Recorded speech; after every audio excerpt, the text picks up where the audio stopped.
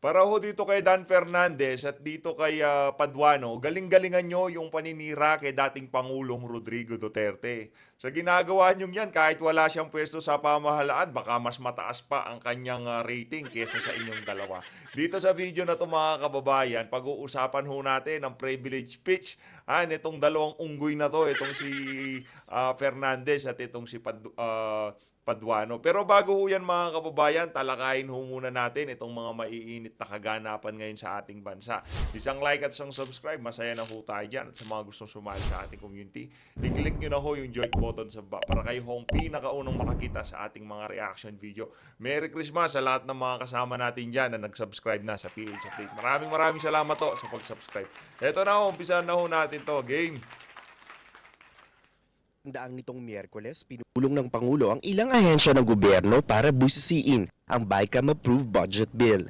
Sabi ng Pangulo, may mga nakita silang insertion sa BICAM Approved Budget na wala naman sa original na proposal para sa 2025.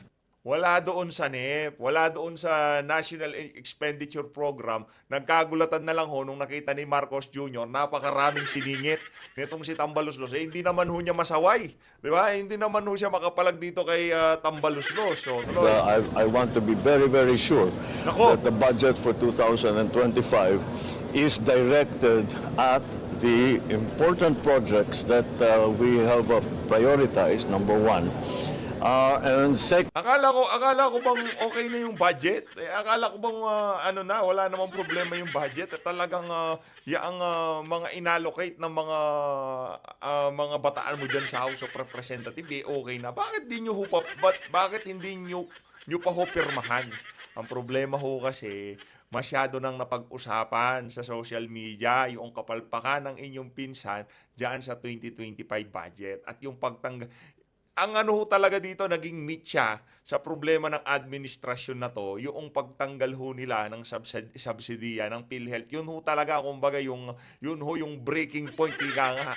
Kaya nagsalita yung marami sa ating mga kababayan dito sa budget na to. secondly, that there is stronger safeguards on the spending for the different projects. Kaya baka mag-a-assess na naman tayo ng mga project na pinasok na sa insertion. Hindi na rin daw Naku po. Yan na nga ba sinasabi natin? O sino bang nagpasok niyan? Bakit merong lakas ng loob magpasok yung mga yan? Malamang sa malamang yung mga in-insert ho nila dyan, pang-ayuda yan. O, sino bang mahilig sa ayuda dyan? Si Tambaluslos. Bakit hindi nyo horektahin yung inyong pinsan? Wala ho ba kayong komunikasyon dyan dito kay Tambaluslos? Kumbaga, nagkakalukuhan di ba? Meron kayong ipapasa na NEP, National Expenditure Program, dadalhin dyan sa House of Representatives. Ngayon, doon sa NEP, wala naman ho yung mga programa na yan. Ano hong nangyari? Hindi na ho, ang ngayon, itong mga congressman na to, sila na rin ho nag-iisip ng mga proyekto. Ganun na ho ba yun? Ha? Sila na ho bang ngayon, sila nang mag-iisip ng proyekto, sila pa mag-i-implement. Ganun ho ba yun? Ang alam ho natin dito sa mga mambabatas na to, titignan nyo lamang, ipapatawag nyo yung mga ahensya. Tapos tatanungin nyo, ito yung budget nyo ngayong taon, saan nyo gagamitin? Hanggang doon lang kayo. Pero magsingit kayo ng kung ano-ano. Itong si Senator Grace po, masyado ho siyang natakot kay Tambaluslos. Kaya yan, isa ka sa mga naha-hot water ngayong mga panahon. i-convene ng Pangulo ang BICAM para sa mga pagbabagong gusto niyang mangyari sa budget. Tapos na raw kasi ang papel ng Kongreso sa 2025 budget. Base dito kay Senator Amy Marcos, di pa ho tapos. Pwede pa hong ibalik dyan sa BICAM yung budget na yan. Ngayon, wag na ho nating ipilit. Ang problema ho kasi dito, magmumukha ho talaga siyang weak leader. Yun ho ang iniiwasan nitong si Marcos Jr. Pagka bumalik yan sa BICAM, ang mangyayari ho, madidelay ho yung budget natin para sa 2025. Mas okay na hong madelay kaysa kung ano-ano yung pirmahan nitong mama na to, di ba? Yun ho ang issue dito. Kaysa kung ano pang mangyari dyan, ibalik nyo na lang ho sa BICAM. Pwede naman pala yun. Di ba? Sinabi nitong si Senator Amy Marcos, napakaraming pagkakataon na nangyari yan na hindi pinirmahan ng presidente, bumalik sa Kongreso kung ano man yung dapat ibalik na yan. Yung budget ng 2025, ibalik nyo na ho. Well, we had to have a look because maraming nagbago from the budget request from the different departments. and we have to put it back in the same shape that we had first requested. So unfortunately, we are only left now, I am only left now with the veto power. Una nang sinabi ng Pangulo, Kung ako presidente, tapos nagbigay ako ng programa ng executive, tapos pagbalik sa akin nung mga ibinigay ko, yung renatipikahan, wala naman itong mga programa na to, biglang dumating yung mga, merong lumitaw na mga ganong klaseng programa dyan sa budget na yan, tatanungin ko si Tambaloslos. Kaso naglalaro kayo ng good cop, bad cop eh. Nagsingit ng kung ano-ano yung pinsan mo para magmukha kang pogi, magmukha kang hero, magmukha kang may pakinabang sa sambayanan. Kunyari, ibibito mo yung mga yan. Pero yung mga yan, malamang sa malamang, talagang pinalagay mo yan para magmukha kang may malasakit sa ating mga kababayan. Ang sabi ho nung isang eksperto sa budget, yang daw budget para sa 2025, ang pinakapangit at pinakakurakot na budget sa kasaysayan ng Pilipinas. Ganyan niya ho, ilinarawan niya ang budget na yan. na ayaw niya sanang gamitin ang kanyang veto power. Sa ilalim ng Article 6 ng 1987 Constitution, maaaring i-veto o hindi aprubahan ng Pangulo ang anumang panukalang batas. Pero pagdating sa budget, may tinatawag na line veto o kung saan may bahagi lang ng panukala ang hindi aprobado pero hindi apektado ang kabuuan ng budget bill. Ngayon, target na ni Pangulong Marcos na mapirmahan ang budget bill bago mag-New Year. Naku po, talagang itutuloy ho nitong si Marcos Jr. itong pagpirma na to sa budget, no? Talaga hong hindi niya susundin yung sinabi ng kanyang kapatid na si Senator Amy Marcos. Pwede naman hong ibalik sa BICAM. Ayusin na ho yan sa BICAM. Babaran nila ngayong bago magpasko o pagkatapos ng Pasko. Tapos irekta ho. Sa bagay, wala na rin naman ho yung mga congressman yan. Baka nasa Europa, Amerika, iba't ibang bahagi na ho ng mundo ngayong mga panahon na to. Kumbaga, naka-vacation mode na sila. Ayaw na rin ho nila magtrabaho. Kasi natatakot ho si Marcos Jr. pagka binalik sa BICAM yan, siyempre mapipilitang magtrabaho tong mga crocodile na to, di ba? Yung iba dyan, nasa Europa, nasa Estados Unidos, di ba? Nag-happy-happy na ho yung mga walang yan, ngayong mga panahon na to. Alangan naman, istorbuhin ho nitong si Marcos Jr. Hindi ho pwede yun. Ito, rekta ho tayo dito sa wala daw halong politika, sabi nitong si Robert H. Barbers. Pakinggan natin nitong itong balita na to galing sa News 5. Wala, iyon daw nangyayari ngayon kay dating Pangulong Rodrigo Duterte. Wala daw halong politika. Base dito kay Robert H. Barbers. Pakinggan natin to. Matindi ho ito. Pinilit ng mga kongresista na hindi sila namumulitika sa inilabas nilang report na nagre-rekomendang kasuhan sina dating Pangulong Rodrigo Duterte kaugnay ng madugong drug war. Para naman sa International Criminal Court o ICC, wala itong epekto sa sarili nilang investigasyon. Nasa frontline ng balitang yan, si Mayan Los Baños. Nanindigan mismo si Quad Committee Chairman at Surigao del Norte 2nd District Representative Ace Kung umabot ho kayo sa bahagi ng video na to, hindi nyo pa ho na-share ang ating video, paki-share ho at pa-subscribe na ho sa PH Update. Maraming salamat ho. Napakalaking tulong mo niyan. Maraming salamat ho mga kababayan. Barbers na walang halong politika ang rekomendasyon nilang kasuhan ng crime against humanity si dating Pangulong Rodrigo Duterte at ilan niyang kaalyadong nadadawit sa war on drugs. Una nang binatikos ni Senator Bato de la Rosa at Bongo ang report ng Quadcom na tinatarget lang daw sila. Kaalyado raw kasi sila ni Vice President Sara Duterte. Pero depensa ni Barbers, we only follow where the evidence leads us, no? Testimonial and documentary evidence is the basis of our committee report. bago pa Yung testimonial daw, yung testimonial ng mga convict, yung testimonial ng mga individual na nasangkot ang kanilang pangalan sa ipinagbabawal na pulburon. Yung mga individual na merong personal na galit kay dating Pangulong Rodrigo Duterte. Pero wala daw halong pamumulitin. panabuo ang Quadcom na nang mag-imbestiga sa drug war ni Duterte ang International Criminal Court. Pero tingin ni Barbers, baka hindi rin magamit ng ICC ang report ng kanilang komite. I have really no idea if this will help, no, sa kanila. Tayo ay sumusunod lang dun sa polisiya na ibinigay ng ating Pangulo na tayo po ay hindi membro ng ICC. Paglilinaw Pero yung nagtutulak sa issue ng ICC na yan, itong si Antonio Trillanes, todo kayo sa todo kayo maka-entertain sa kanya dyan sa Quadcom.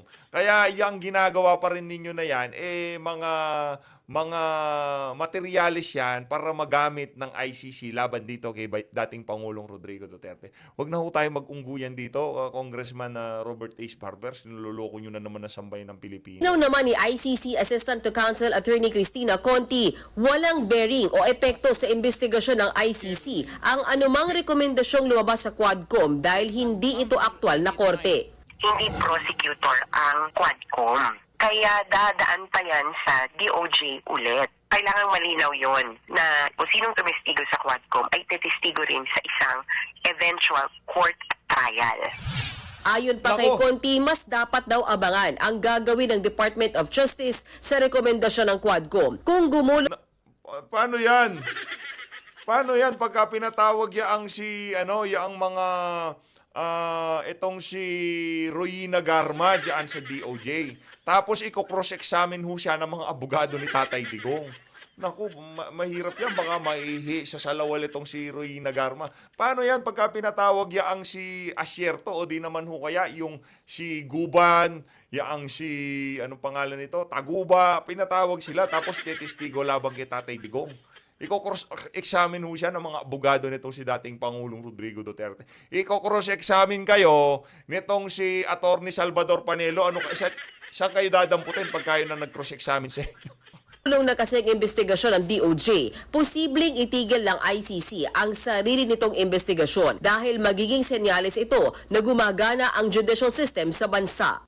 Pero hindi basta-basta na, ay okay na tayo, alis na tayo guys. Magpapa-comment yan sa mga biktima kung ano ang pananaw nila. Pwede ding magpa-comment sa Philippine government. Nagbabalita mo Yung ali na yun, ho yun, isa ho yun doon sa mga pinapatawag na resource person, no? Na naninira kay dating Pangulong Rodrigo Duterte. Hindi naninira, bumabanat kay dating Pangulong Rodrigo Duterte. Rekta ho tayo kay Senator Bato de la Rosa. Hindi na daw ho siya nagtaka dyan sa rekomendasyon ng TUAD Committee na kasuhan itong si dating Pangulong Rodrigo Duterte, Senator Christopher Bongo, at itong si Senator Bato de la Rosa dyan sa naging polisiya ng nagdaang administrasyon. Pakinggan ho natin itong mga kababayan, tapos rekta na ho tayo kay dating Pangulong Rodrigo Duterte. Meron ho siyang speech kanina, kahapon pala. Meron ho siyang speech na kung saan pinakilala niya ho yung mga kamag-anak niya, yung mga apo niya, yung anak etong si Mayor Baste, sa mga nakausap niya dito sa piging na to. Di natin alam kung anong klaseng okasyon yun, pero basta nandun si Tatay Digong, kahit di natin maintindihan, pinapakinggan natin yan. Game! Hindi na ikinagulat ni Senator Bato de la Rosa ang recommendation ng House Quad Committee na kasuhan siya kaugnay ng drug war noong Duterte administration. Sa isang panayam, sinabi ni de la Rosa na handa siyang harapin ang kaso oras na maisampa ito sa Department of Justice. Base sa report ng Quadcom, pinakakasuhan si de la Rosa ng Crimes Against Humanity kasama si dating Pangulong Rodrigo Duterte, Senador Bongo at ilang opisyal ng pulisya. Para doon sa mga witness yung ihaharap na witness laban dito kay Senator Bato de la Rosa at dito kay Senator Bongo, yang si Royina Garma lang naman yung mga yan Siguraduhin nyo na ayusin nyo yung mga testimonya nyo Wala nang magbibibing congressman sa inyo dyan sa DOJ. Sa korte, walang baby sa inyo dyan. Walang yung tipong bibigyan kayo ng pagkakataon na magsalita. Iba ho yung environment ng korte, kaysa dyan sa TUADCOM na yan. Pagdating sa korte, hindi ho pwede yung mga walang kapararakang akusasyon. Dapat lalatagan mo ng ebidensya yan. Iniwala rin si Senator Bato na may kinalaman daw ito sa impeachment ni Vice President Sara Duterte. Ito talaga yung kanilang akay na talagang i-demolish ang Duterte at kanyang mga kaalyado. Next Congress, tuloy-tuloy na yung kanang wala nang harang dito sa Senado sa impeachment nila na gagawin kay BP Sara. Samantala, ayon naman sa lead chairperson ng Quadcom na si Surigao del Norte Representative Ace Barbers, sinusundan lang nila ang ebidensyang nakahain at testimonya ng mga testigo. Kaya nga merong endorsement or recommendation to investigate this further by the agency concerned. At kung talagang mahina ang ebidensya, it is not the Quad that will determine that. It is the perhaps Hindi naman kasi yun. Ito naman si Congressman Ace Barbers. Nagtatanga-tangahan na naman eh. Naging congressman kayo. Ang usapan ho dito, yung naging kumbaga summary o binagsakan ng inyong investigasyon dyan sa TWADCOM, tama ang hinala ng marami sa ating mga kababayan na ang TWADCOM na yan, pandemolish talaga sa mga Duterte at sa mga taga-suporta ng mga Duterte. Yun ho yun. the courts that will determine that. Mga kapatid, ako po si Ayun na nga mga kababayan, itong si Madam Ruth Cabal yan. Ayun na nga, maraming salamat ho. Yan kay Ma'am Ruth Cabal. Palakpakan ho natin yan si Ma'am Ruth. No? Palakpakan natin. Dito sa bahagi ng video natin na to, pakinggan ho natin ang isa sa kanilang inaakusahan ng kung ano-ano. Itong si dating Pangulong Rodrigo Duterte. Pakinggan ho natin ang kanyang speech. Ito ho, pakinggan natin. Ug daghang sakyanan, daghang nakapalit na ako. May kwarta na. Davao, si Lambok, building ito, building na rin. Pero ang kapita ng translated, ang makinabang ani inyong mga anak na ilang oportunidad sa ilang pagtrabaho, eskwela, di na sila mga tunay, ekonomiya na istoryahan. So, ato na ganing we maintain the situation. Gwapo man, nakita mo, umitan ako, if it ain't broken, why fix it? Wa man po maguba ang among pagdala rin sa inyo, ang among pagdala sa pang-gobyerno, nganong inyo mong putlon. So, muna ako hangyo. Karon, og kaming pamilyang Duterte nangawat, nangurako, tanan, kita man mo, ang pagkaroon ng akong bahay, sukad di adtong pagka-vice mayor, ikan sa taal nga itong gibaha na ang akong baray karon sa Doña Luisa. Nigawas ko pagka-presidente, nisod ko balik magapon ang sitwasyon. Di na lang kumaingon, pero ang among pagdaas sa syudad, kinasing-kasing ang tinaron. May mga rakot, may mga awat, may nakita, may mga transaksyon, ang amo, trabaho na yun. Serbisyong Duterte. So,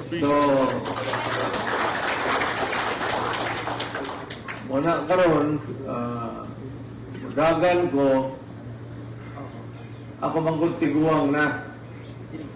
Hindi man yun yung tiguang, hindi mo makatindog ka rin ako. Pero base ba, siguro na lang na ako, mudagan ko, magsitinuod lang, wala nang gugulit trabaho, bulot. Tinuod lang. Unya, gingan tamo, wala kami negosyo. Pangita mong negosyo ng Davao nga Duterte, basig isa-isa. So ako na ako yung sweldo. Dahil sila, retirement. Pero medyo kulang, wala tayo pang extra rin. Ang retirement, tuan sa asawa, pagting paita. Tagaan ka lang po sa, sige, pwede siya may padang pamalingkin, may bata. Naman sila ipsuon sa kaduang asawa na po. Naman tayo mahimo diya. So, ako na lang paspason pag-istorya. Murag ni hatang ko og signal sa inyo karon na udagan ko pagka mayor. Unya, ako para sigurado yun, Nung Duterte lang yapon, mabili magtigok ko, ang ulingan basta diha ka lang sa likod, sa alam kay matumban ako, ikaw lang gihapon, total, mayor lang kabalaan. Muna lang na may akong proposal ninyo, mayor ko, ang akong anak, vice mayor, ang mudagan pagka congressman sa 3rd District, si Umar, akong apo na ni. Second District. O sa... Ang tindi ng sapatos ni Tatay Digong, makabili nga ng ganyan para parehas kami ni Tatay Diggs, no? Makabili nga ng ganyan na sapatos yan. 1st District, si Ikaw. Kuan Malangyapon. Pulong. Wala ko rin ang boss, kapais pulong. So siguro siyang kapas gawas. Mula tibo Christmas, daang iyang pamilya. Basta ba di na magdagdag yung pamilya na rin. Dili ko na panahon na yun. Tama na na. Ayaw na ko. Kamo ba? Kamo mga barangay captain. Bawa ko na mga barangay captain nga tagdugay pamilya. Ayaw na. Kunsuan lang.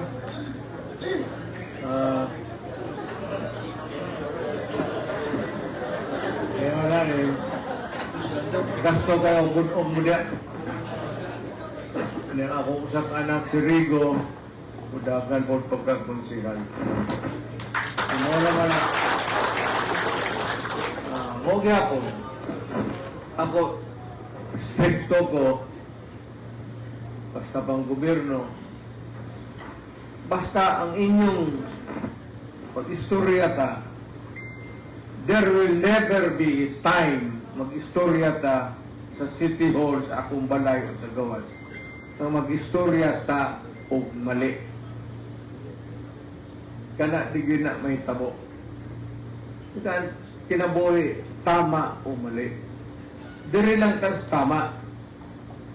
Dili lang tas tama. Kay ana ang kinabuhi. So, ako, Mayor, mo gyapon, stricto gyud ko sa tanan, sa pinagdisiplina. Pero pa yung sa kaayuhan sa lungsod, wala ko'y problema. Kung kaayuhan sa atong isig katao, wala ko'y problema. Ana, gina. Mo gyapon, akong batasan na, at pag-abot pagka-presidente, yan to pa, pauna na. Pero ato pang maningkamot sa akong 3 years, di man mada. Pero og sunod-sunod din nga ma-mayor niya, ako, masunod mayor yapon, pinsas mga Duterte. Atong mangita na tang paagi kung saan na ito pang buslot o mga dalan. Kung ano, lisudan kayo. Kita kayong pasulod diri sa gikan sa saksa. Sa panakan pa lang tubig ang baita na. Mupod nga rin. So, muna na solusyon na. Pasig muna na atong trabaho. Wa nila ay. Muna na itong panitumutan. Ang atong sao na ito paglihok nga rin dapat. Total, ang kwarta sige nagsulod building, trabaho na sa itong mga anak. Ito na ng paningwao. So, wala na kayo kasulti siguro ninyo.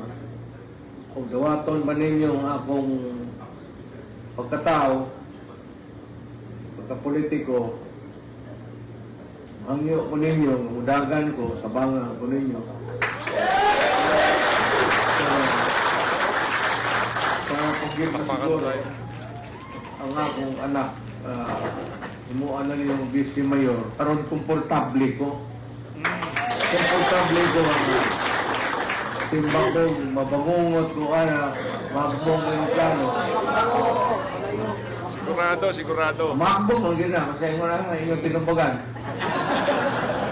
Kumbaga, itong si Mayor Baste, na ano niya, na meet niya yung expectation ni Tatay Digong, kaya ginawa niyang Vice Mayor. Kung sakaling merong mangyari sa akin, si Mayor Baste. Ayaw. Sige na. Pero, kaya ba itong akong kwan? Di na ako magdugay kay naapog ko'y mga kaistorya. Di ko makaklaro karon ng istorya, pero dili guwapo ang panahon.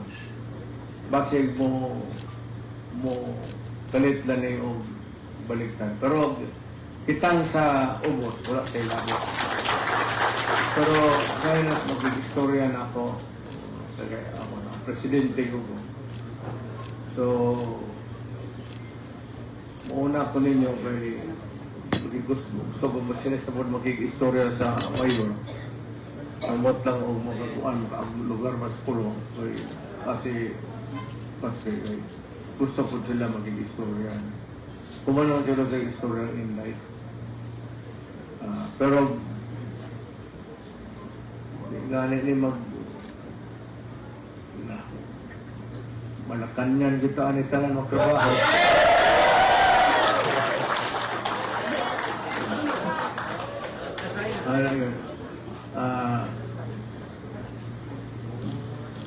Dali ra. Dali ra. Ibili nyo gamay. Dili mo nita ko, dili kapalit og balay. Pero pangita mo sa akasya, pangita mo siyabo. Hinay mo dipit. Mahol ka mo pagpatay. Na ako ibilin na kuanan nila. Muna akong gamay lang ko, wala na ko yung trabaho eh. Pinagod ka to na. Kaya apilo na sa akong, actually apilo na sa akong retirement kuan.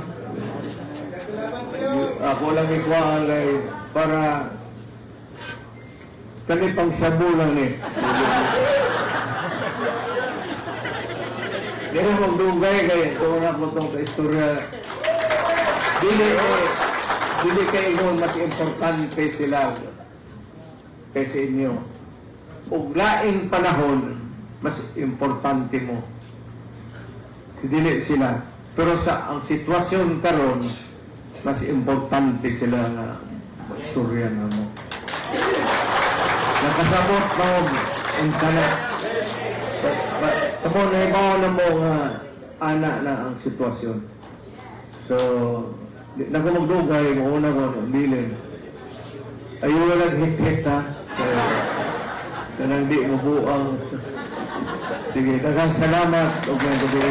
Ayun na nga mga kababayan, palakpakan ho natin ditong si Tatay Diggs. Talagang kahit saan ho siya magpunta, saan siya magtalumpati, talagang dumadagong-dong ang palakpakan. No? Palakpakan ho natin isang beses pa itong si Tatay Diggs.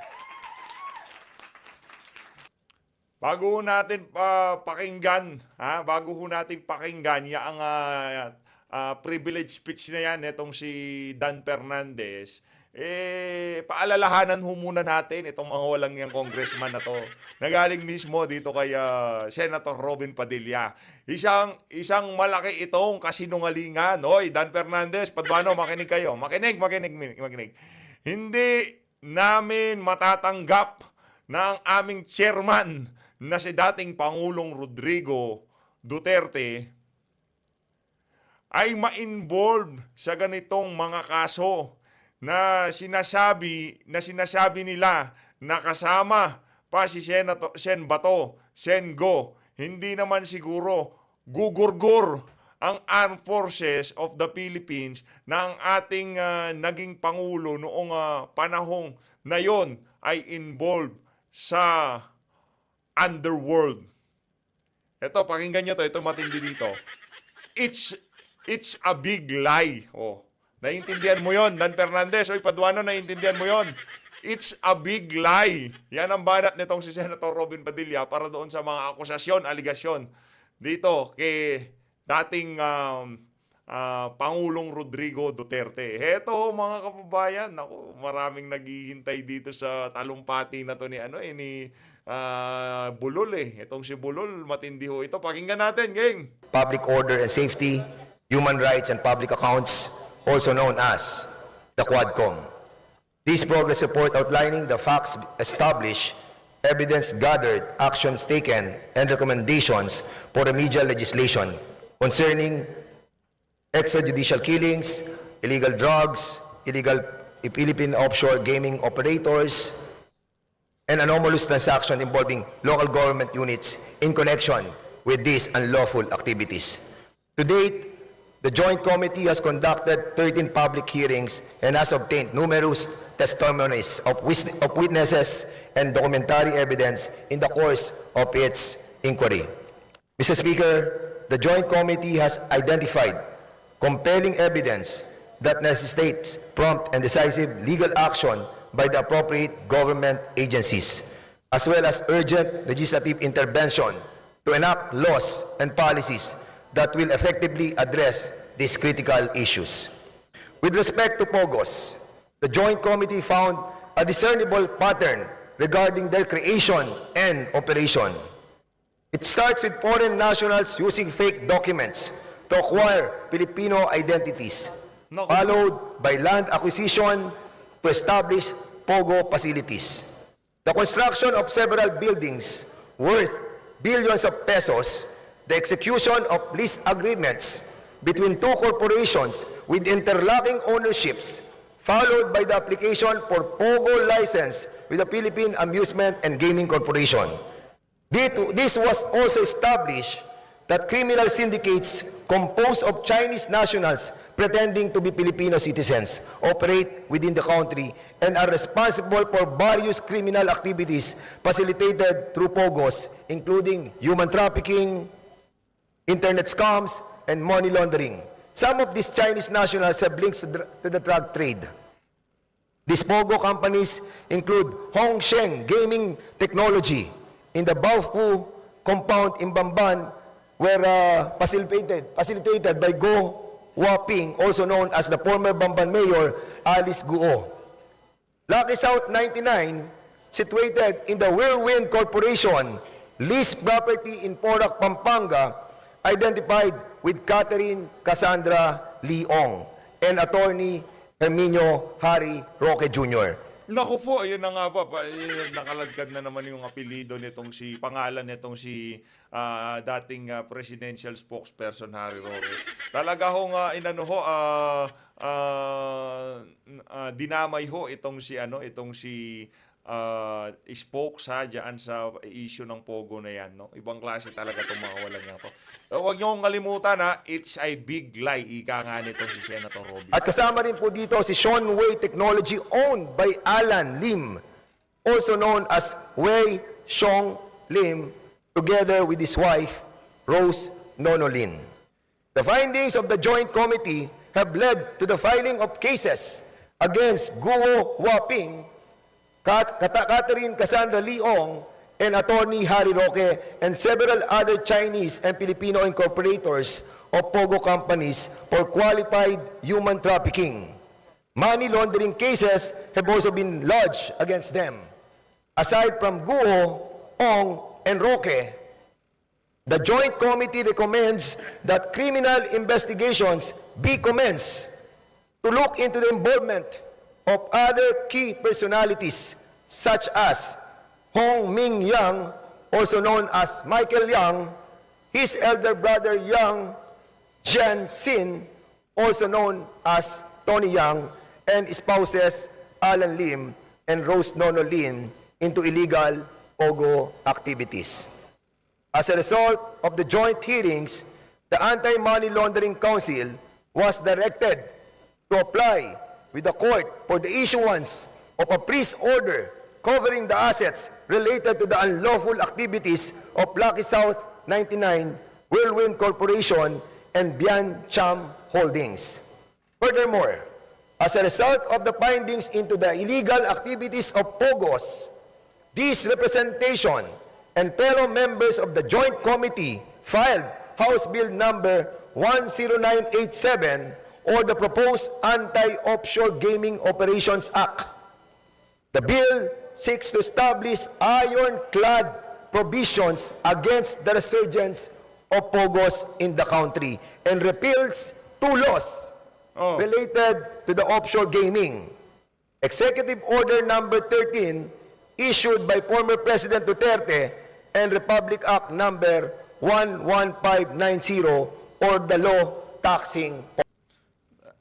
Sobra ho sila sa yun yung batas-batas sa pogo-pogo na yan. Pero yung kalusugan ng ating mga kababayan, tignan nyo, ang haba ho ng oras nila pagdadadakdak dyan sa House of Representatives. Pero yung mga ordinaryong Pilipino na walang pambayad sa kanilang mga hospital bill, hindi naman ho nila bibigyan ng 2 o 30 minutes, baka 10 minuto o 5 minuto, baka segundo nga lang ibibigay dyan sa plenaryo para mapag-usapan yan. Wala man nga lang tumayo. Meron tumayo, pinag-usapan niyang PhilHealth, dinipensahan yung ginawa nilang pagtanggal sa subsidiya. May ganyan ho sila kawalang yan. POGOs. In relation to POGOs, we filed more significant pieces of legislation. House Bill number 11043, which seeks to provide for a civil forfeiture in favor of the state of any unlawfully acquired real estate properties by any foreign national. And a third, Wala ba ho tayong batas na ganon? Pagka na-obtain ng mga foreign national yung mga ari-arian, wala pa ho bang mekanismo ang ating pamahalaan na bawiin? Illegal nga eh. Illegal nga na-acquire ng mga foreigner, kahit nga Pilipino eh. Pagka illegal mong na-acquire yan, baka kunin sa'yo yan ng kung sino-sino, di ba? Ito talaga di natin malaman. For sure, wala ho talagang pakinabang yung napakahabang hearing ng Quadcom sa sambayan ng Pilipino. measure, House Bill number 11117, which seeks to provide for the administrative cancellation of birth certificates fraudulently registered by foreign nationals. The Joint Committee has recommended several other remedial legislations, including the following: Amendment to the Republic Act number 9487, further amending Presidential Decree number 1869, otherwise known as the Charter of the Philippine Amusement and Gaming Corporation, so that PAGCOR shall have the exclusive authority to authorize, license, and regulate games of chance. Number 2, Amendment to the Republic Act number 10175, or the Cybercrime Prevention Act of 2012 to expand the definition of service providers, widen the scope of offenses, and strengthen the Cybercrime Investigation and Coordinating Center. Number 3, Amendment to the Republic Act number 10591, or the Comprehensive Firearms and Ammunition Regulation Act to provide stiffer penalties for the illegal transfer or registration of firearms. Number 4, amendments to the Public Act. May malang ho sila eh. May maamendahan, may mapanukala, pero wala ho kakwenta-kwenta. Number 11055, or the Philippine Identification System Act, to impose stiffer penalties for the willful falsification or sale of fake PLC's IDs. Number 5, amendment to the Public Act number 11934, or the Subscriber Identity Module Registration Act, to limit the number of blank SIM cards that are sold to the sellers, or to require the pre-activation of SIM cards that are sold in bulk quantities. And lastly, amendment to the Charter of the PBDEC Industrial Authority to empower the corporation to fully exercise its visitorial and inspection powers over all locators and service providers operating inside the industrial state located in the municipalities of Tagoloan and Villanueva in Misamis Oriental.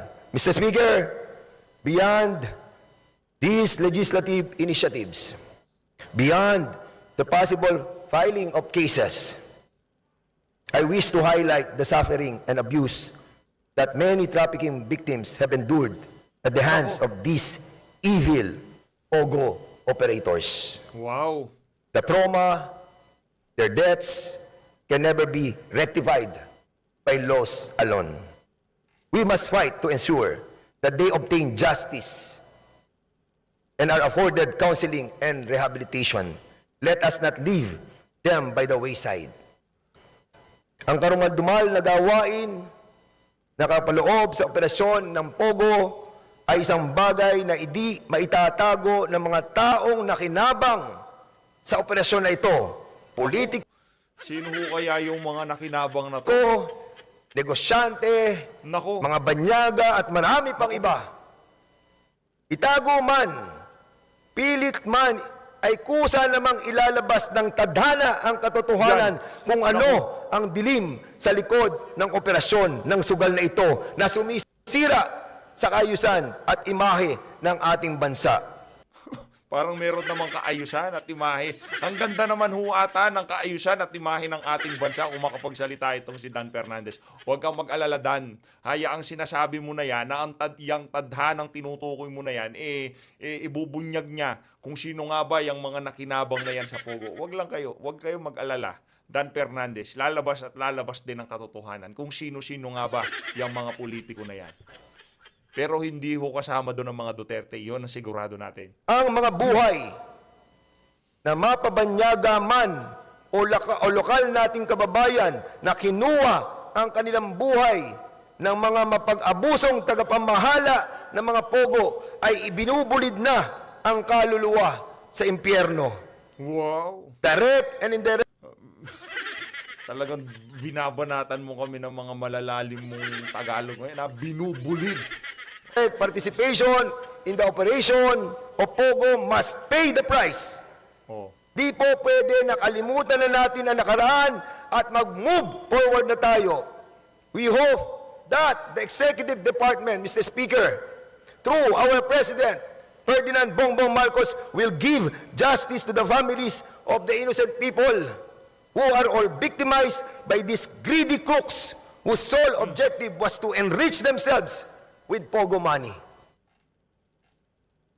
Tapos na po ang mapag-abuso na kalakaran sa operasyon ng POGO. Nako. We are in the process of...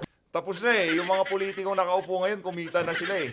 Pinagsasara na ho nila yung mga operation nila kasi baka makalkal pa yung mga records nila nandun pa, di ba? Tapos na talaga, pinagsasara na eh. Yung mga lantad, yung mga nasa Island Cove, yun pinagsasara na.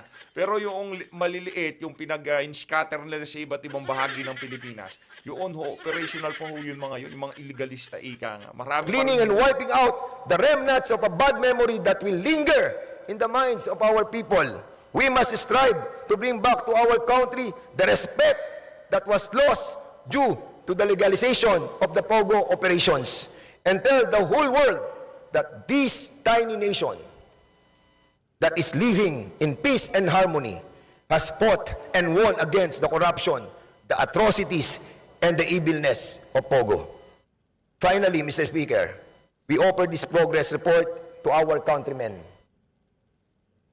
many of whom have tirelessly followed our hearings and have placed their trust in the Quadcom.